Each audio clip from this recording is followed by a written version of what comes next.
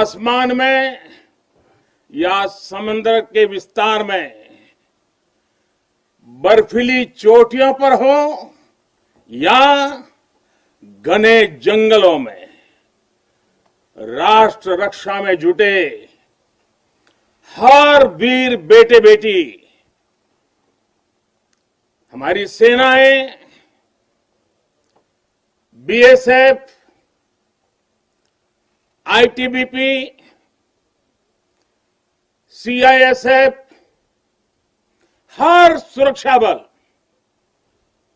हमारे पुलिस के जवान, हर किसी को मैं आज दीपावली के इस पावन पर्व पर आदरपूर्वक नमन करता हूं। आप हैं तो देश है, देश के लोगों की खुशियां है, देश के ये त्योहार है। मैं आज आपके बीच प्रत्येक भारतवासी की शुभकामनाएं लेकर आया हूं। आपके लिए कोटि कोटि देशवासियों का प्यार लेकर के आया हूं। हर वरिष्ठ जन का मैं आपके लिए आशीष लेकर के आया हूं। मैं आज उन वीर माताओं, बहनों और बच्चों को दीपावली की हार्दिक शुभकामनाएं देता हूं, उनके त्याग को नमन करता हूं, जिनके अपने बेटे हो या बेटी आज त्योहार के दिन पर भी सरहद पर तैनात हैं। वे भी, परिवार के सभी लोग भी अभिनंदन के अधिकारी हैं। एक बार फिर दोनों मुट्ठी बंद करके पूरी ताकत से मेरे साथ बोलिए, भारत माता की, भारत माता की, भारत माता की। साथियों, मुझे याद है प्रधानमंत्री बनने के बाद पहली बार 2014 में दीपावली के पर्व पर मैं सियाचिन चला गया था जवानों के साथ दिवाली मनाने के लिए। तो बहुत लोगों को थोड़ा आश्चर्य हुआ, त्योहार के दिन ये क्या प्रधानमंत्री कर रहा है। लेकिन अब तो आप भी मेरे भाव जानते हैं। अगर दिवाली के पर्व पर अपनों के बीच ही तो जाऊंगा, अपनों से दूर कहां रहूंगा। और इसलिए आज भी दीपावली के पर्व आपके बीच में आया हूं, अपनों के बीच में आया हूं। आप भले बर्फीली पहाड़ियों पर रहें या फिर रेगिस्तान में, मेरी दिवाली तो आपके बीच आकर ही पूरी होती है। आपके चेहरों की रौनक देखता हूं, आपके चेहरे की खुशियां देखता हूं, तो मुझे भी अनेक गुना खुशी हो जाती है, मेरी खुशी बढ़ जाती है। इसी खुशी के लिए, देशवासियों के उल्लास को आप तक पहुंचाने के लिए आज मैं फिर एक बार इस रेगिस्तान में आपके बीच में आया हूं। और एक बात आपके लिए, मैं त्योहार का दिन है तो थोड़ी सी मिठाई भी लेके आया हूं। लेकिन ये सिर्फ देश का प्रधानमंत्री मिठाई लेके नहीं आया है। ये मेरी ही नहीं, ये सभी देशवासियों के प्रेम और अपनेपन का स्वाद भी उसके साथ लेकर के आया हूं। इन मिठाइयों में आप देश की हर मां के हाथ की मिठास अनुभव कर सकते हैं। इस मिठाई में आप हर भाई बहन और पिता के आशीर्वाद को महसूस कर सकते हैं और इसलिए मैं आपके बीच अकेला नहीं आता। मैं अपने साथ देश का आपके प्रति प्रेम, आपके प्रति स्नेह और आपके लिए आशीर्वाद भी साथ लेकर के आता हूं। और साथियों, आज यहां लोंगेवाला की एक्सपोज पर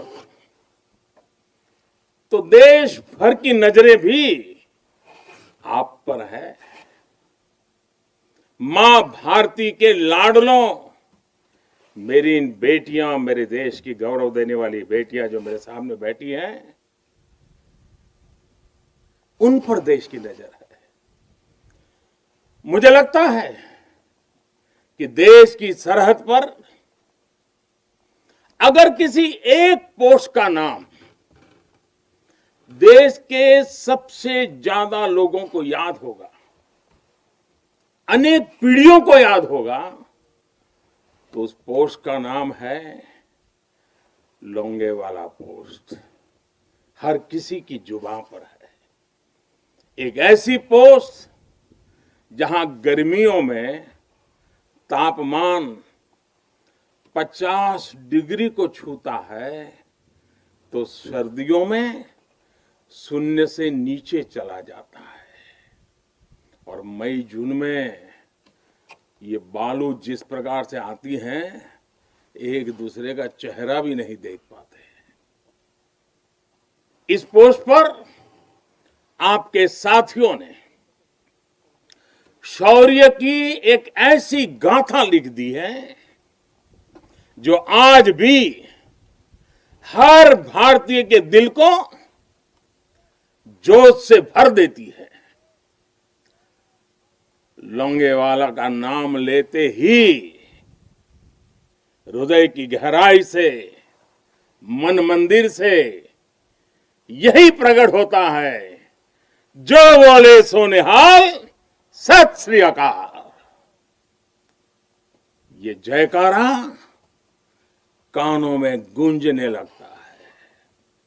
साथियों, जब भी सैन्य कुशलता के इतिहास के बारे में लिखा पढ़ा जाएगा, जब सैन्य पराक्रम की चर्चा होगी, तो बैटल ऑफ लोंगेवाला को जरूर याद किया जाएगा।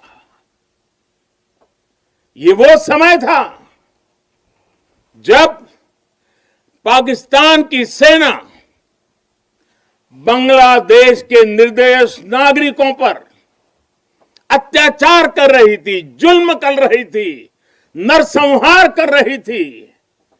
बहन बेटियों पर अमानवीय जुल्म हो रहे थे और पाकिस्तान की सेना के लोग कर रहे थे। इन हरकतों से पाकिस्तान का घृणित चेहरा उजागर हो रहा था, भयंकर रूप दुनिया के सामने पाकिस्तान का प्रकट हो रहा था। इन सब से दुनिया का ध्यान हटाने के लिए पाकिस्तान ने हमारे देश की पश्चिमी सीमाओं पर मोर्चा खोल दिया। पाकिस्तान को लगता था कि भारत की पश्चिम सीमा पर मोर्चा खोल दूंगा, दुनिया में भारत ने ये कर दिया, भारत के वो कर दिया करके रोता रहूंगा और बांग्लादेश के सारे पाप उनके छिप जाएंगे।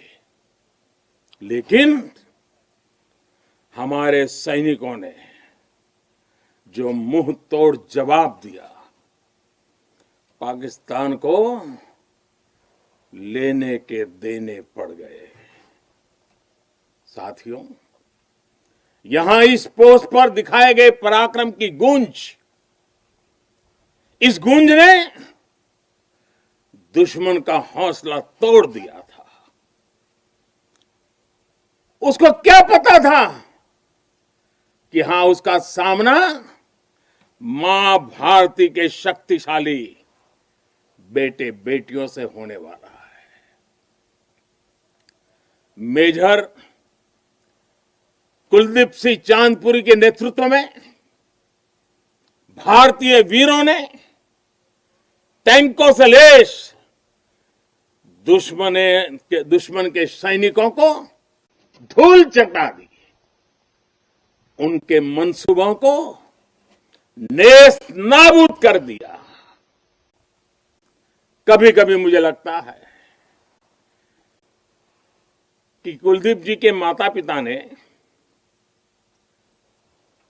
उनका नाम कुलदीप भले रखा था, उनको लगा होगा ये कुल का दीपक है, लेकिन वो कुलदीप जी ने अपने पराक्रम से उस नाम को ऐसे सार्थक कर दिया कि वे सिर्फ कुलदीप नहीं, वे राष्ट्रदीप बन गए।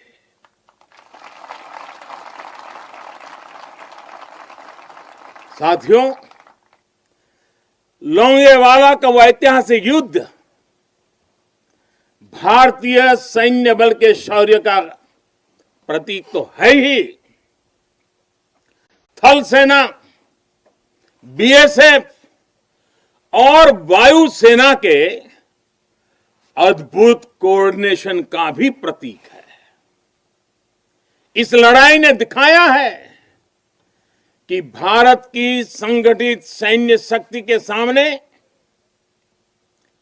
चाहे कोई भी आ जाए, वो किसी भी सूरत में टिक नहीं पाएगा। अब जब सन 71 में हुए युद्ध के लोंगेवाला में हुई लड़ाई के 50 वर्ष होने जा रहे हैं। कुछ ही सप्ताह में हम इसके 50 वर्ष इस गौरवपूर्ण स्वर्णिम पृष्ठ को हम मनाने वाले हैं। और इसलिए आज मेरा मन यहां आने को कर गया है। तो पूरा देश अपने उन वीरों की विजय गाथाएं सुनकर वो गौरवान्वित होगा, उसका हौसला बुलंद होगा। नई पीढ़ियां और आने वाली पीढ़ियां इस पराक्रम के साथ प्रेरणा भी लेने के लिए ये अवसर उनके जीवन का एक बहुत बड़ा महत्वपूर्ण बनने वाला है। ऐसे ही वीर सपूतों के लिए राजस्थान की भूमि के ही एक कवि नारायण सिंह भाटी ने लिखा है, और यहीं की बोलचाल की भाषा में लिखा है। उन्होंने लिखा है, इन जैसे घर इन जैसे गगन, इन जैसे घर इन जैसे गगन, इन जैसे सह इतिहास, इन जैसी सह पीढ़ियां, पाची तणे प्रकाश, प्राची तणे प्रकाश। यानी अपने वीर सपूतों के बलिदानों पर ये धरती गर्व करती है, आसमान गर्व करता है और संपूर्ण इतिहास गर्व करता है। जब जब सूर्य का प्रकाश इस धरती पर अंधकार को भगाने के लिए अवतरित होगा, आने वाली पीढ़ियां इस बलिदान पर गर्व करती रहेगी। साथियों, हिमालय की बुलंदियां हो, रेगिस्तान में बालू के ढेर हो, घने जंगल हो या फिर समंदर की गहराई हो, हर चुनौती पर हमेशा आपकी वीरता हर चुनौती पर भारी पड़ी है। आप में से अनेक साथी अगर आज यहां रेगिस्तान में डटे हैं तो आपको हिमालय की ऊंचाइयों का भी अनुभव है। स्थिति परिस्थिति कोई भी हो, आपका पराक्रम, आपका शौर्य अतुलनीय है। इसी का असर है कि आज दुश्मन भी ये एहसास है कि भारत के जांबाजों की कोई बराबरी नहीं है।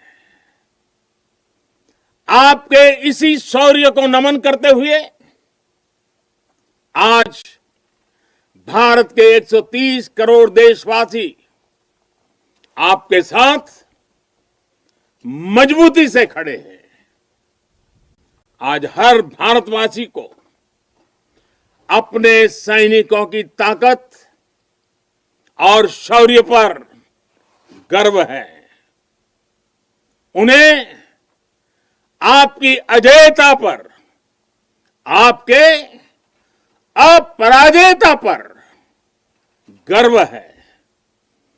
दुनिया की कोई भी ताकत हमारे वीर जवानों को देश की सीमा की सुरक्षा करने से न रोक सकता है, न टोक भी सकता है। साथियों, दुनिया का इतिहास हमें ये बताता है कि केवल वही राष्ट्र सुरक्षित रहे हैं, वही राष्ट्र आगे बढ़े हैं जिनके भीतर आक्रांताओं का मुकाबला करने की क्षमता थी। अगर आज का दृश्य देखें, भले ही इंटरनेशनल कोऑपरेशन कितना ही आगे क्यों न आ गया हो, समीकरण कितने ही बदल क्यों न गए हो, लेकिन हम कभी नहीं भूल सकते कि सतर्कता ही सुरक्षा की राह है। सजगता ही सुख चैन का संबल है। सामर्थ्य ही विजय का विश्वास है। सक्षमता से ही शांति का पुरस्कार है। भारत आज सुरक्षित है क्योंकि भारत के पास अपनी सुरक्षा करने की शक्ति है। भारत के पास आप जैसे वीर बेटे बेटियां हैं। साथियों, जब भी जरूरत पड़ी है, भारत ने दुनिया को दिखाया है कि उसके पास ताकत भी है और सही जवाब देने की राजनीतिक इच्छा शक्ति भी है। हमारी सैन्य ताकत, उसने आज हमारे नेगोशिएटिंग पावर को भी अनेक गुना बढ़ा दिया है। उनके पराक्रम से बढ़ा है, उनकी संकल्प शक्ति से बढ़ा है। आज भारत आतंकियों को, आतंक के आकाओं को घर में घुस करके मारता है। आज दुनिया ये जान रही है, समझ रही है कि ये देश अपने हितों से किसी भी कीमत पर रत्ती भर भी समझौता करने वाला नहीं है। भारत का ये रुतबा, ये कद आपकी शक्ति और आपके पराक्रम के कारण ही है। आपने देश को सुरक्षित किया हुआ है, इसलिए आज भारत वैश्विक मंचों पर प्रखरता के साथ अपनी बात रखता है। साथियों, आज पूरा विश्व विस्तारवादी ताकतों से परेशान है। विस्तारवाद एक तरह से मानसिक विकृति है और 18वीं शताब्दी की सोच को दर्शाता है। इस सोच के खिलाफ भी भारत प्रखर आवाज बढ़ रहा है। साथियों, आज भारत बहुत तेजी के साथ अपने डिफेंस सेक्टर को आत्मनिर्भर बनाने की तरफ बहुत तेजी से कदम उठा रहा है, आगे बढ़ रहा है। हाल ही में हमारी सेनाओं ने निर्णय लिया है कि वो 100 से ज्यादा अलग अलग प्रकार की जो आवश्यकताएं, खासकर हथियार और साजो सामान, उसको अब विदेशों से नहीं लेंगे, भारत में उत्पाद की हुई चीजें ही लेंगे। यहीं का उत्पाद और उसके लिए जो आवश्यक होगा करेंगे। ये निर्णय छोटा नहीं है। इसके लिए सीने में बहुत बड़ा दम लगता है, अपने जवानों पर विश्वास लगता है। मैं आज इस मौके पर और त्याग और तपस्या की एक महत्वपूर्ण भूमि से मैं अपनी सेनाओं को उनके इस महत्वपूर्ण फैसले के लिए बहुत बहुत बधाई देता हूं। ये निर्णय छोटा नहीं, मैं जानता हूं। फैसला सेना ने लिया, आत्मनिर्भर भारत का एक बहुत बड़ा हौसला बढ़ाने वाला निर्णय लिया। लेकिन सेना के इस फैसले से देशवासियों में भी, 130 करोड़ देशवासियों में ऐसा मैसेज चला गया, सब दूर चला गया। और वो मैसेज क्या गया? लोकल के लिए वोकल होने का। सेना के एक निर्णय ने 130 करोड़ देशवासियों को लोकल के लिए वोकल होने की प्रेरणा दी। मैं आज देश के नौजवानों से, देश की सेनाओं से, सुरक्षा बलों से, पैरामेडिकल फोर्सेस से एक के बाद एक इस प्रकार निर्णयों के अनुकूल भारत में भी मेरे देश के युवा ऐसी ऐसी चीजों का निर्माण करेंगे, ऐसी ऐसी चीजें बना करके लाएंगे। हमारे सेना के जवानों की, हमारे सुरक्षा बल के जवानों की ताकत भी बढ़ेगी। हाल के दिनों में अनेक स्टार्टअप्स सेनाओं की जरूरतों को पूरा करने के लिए आगे आए हैं।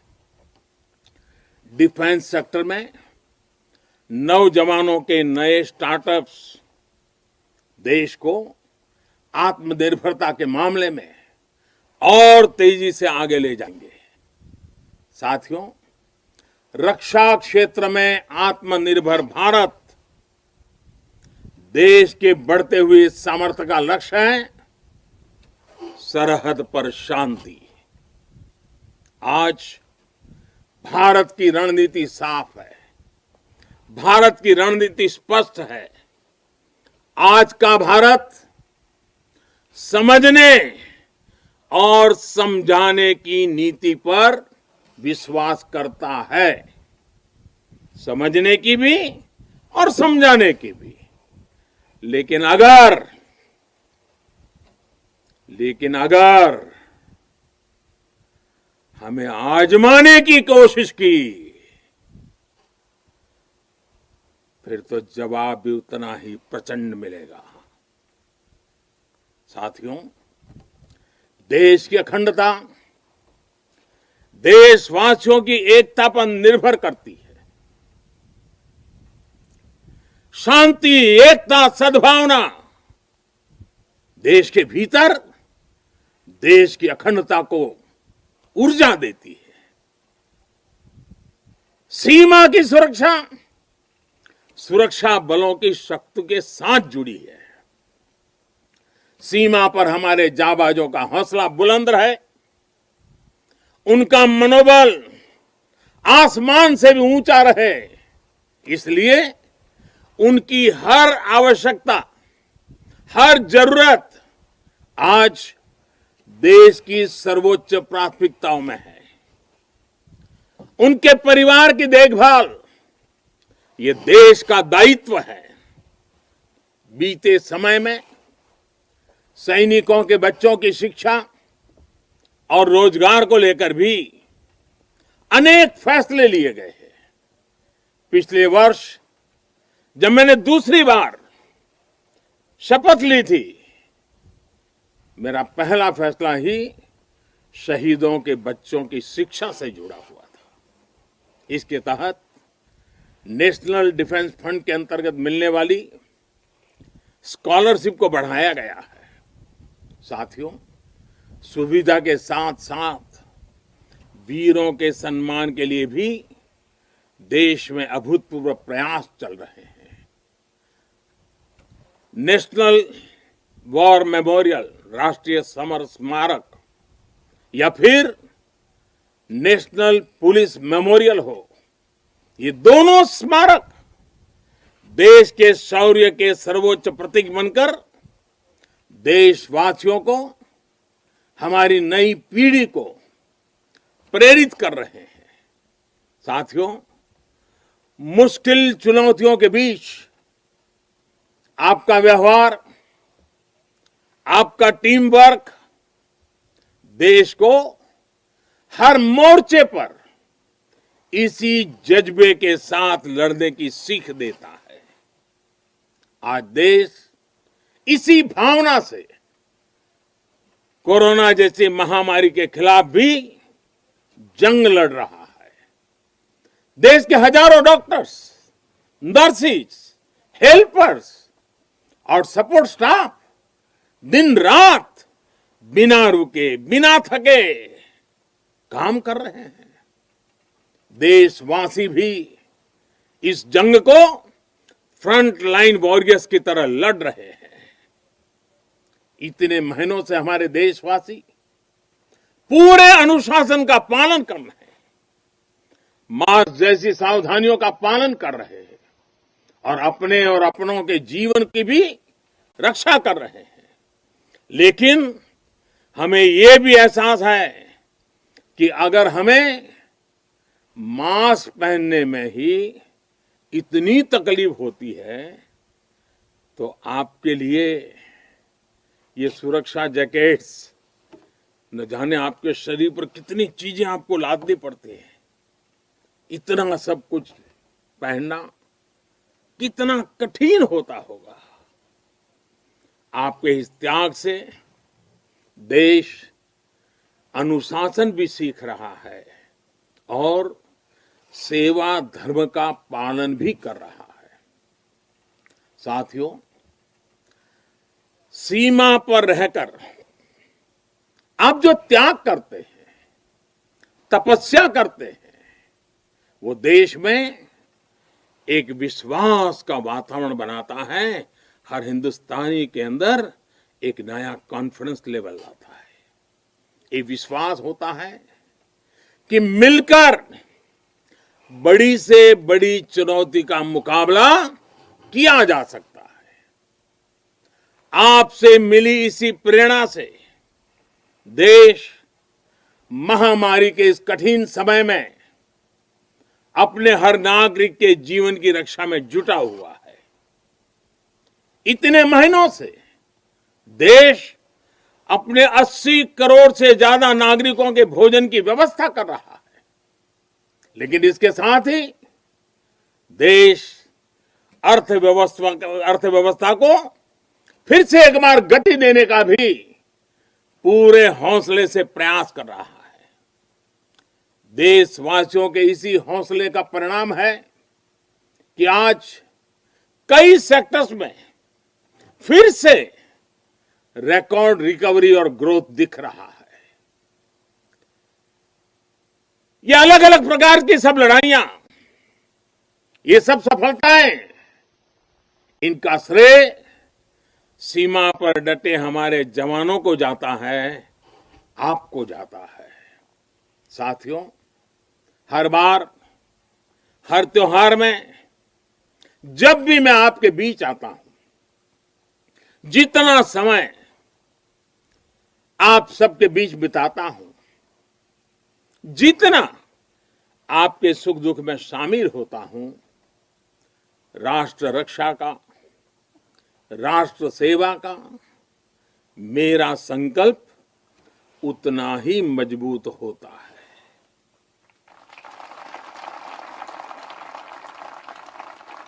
मैं आपको फिर आश्वस्त करता हूं कि आप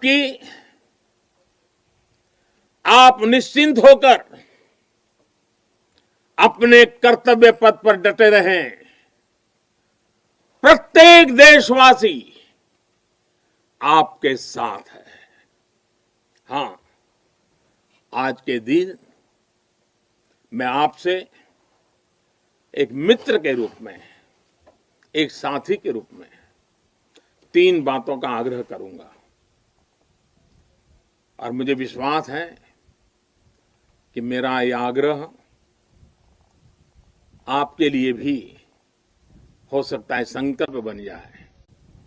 पहला, कुछ न कुछ नया इनोवेट करने की आदत को, नई तरीके से करने की आदत, नई चीज खोज करके करने की आदत, इसको जिंदगी का हिस्सा बनाइए।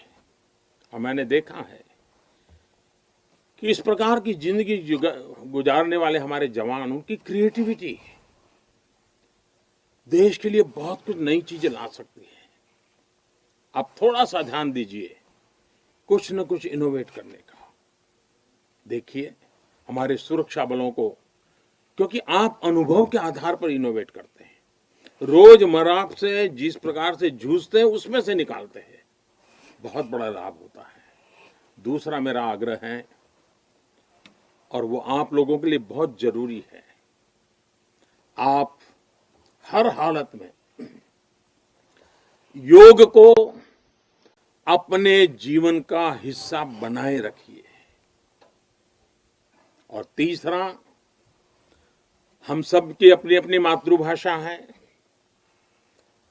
हम में से बहुत लोग हिंदी बोलते भी हैं, हम में से कुछ लोग अंग्रेजी भी बोलते हैं। इन सब से तो हमारा स्वाभाविक नाता रहता है। लेकिन जब ऐसा सामूहिक जीवन होता है, एक मेरे सामने लघु भारत बैठा हुआ है, देश के हर कोने के नौजवान बैठे हुए हैं, अलग अलग मातृभाषा के नौजवान बैठे हुए हैं, तब मैं आपसे एक और आग्रह करता हूं कि मातृभाषा वो जानते हैं आप, हिंदी जानते हैं, अंग्रेजी जानते हैं, क्यों ना अपने किसी एक साथी के पास से भारत की कोई एक और भाषा आप जरूर आत्मसात कीजिए, सीखिए। आप देखना वो आपकी एक बहुत बड़ी ताकत बन जाएगी। आप जरूर देखेंगे ये बातें आप में एक नई ऊर्जा का संचार करेगी। साथियों, जब तक आप है, आपका ये हौसला है, आपकी ये त्याग और तपस्या है, 130 करोड़ भारतवासियों का आत्मविश्वास कोई नहीं डिगा पाएगा। जब तक आप हैं, तब तक देश की दिवाली इसी तरह रोशन होती रहेगी।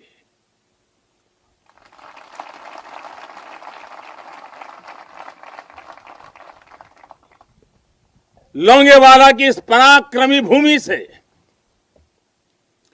वीरता और साहस की भूमि से, त्याग और तपस्या की भूमि से मैं फिर एक बार आप सबको भी और देशवासियों को भी दीपावली की अनेक अनेक शुभकामनाएं देता हूं। मेरे साथ पूरी ताकत के साथ दोनों मुट्ठी ऊपर करके पूरी ताकत से बोलिए, भारत माता की, भारत माता की, भारत माता की, भारत माता की, भारत माता की। बहुत बहुत धन्यवाद।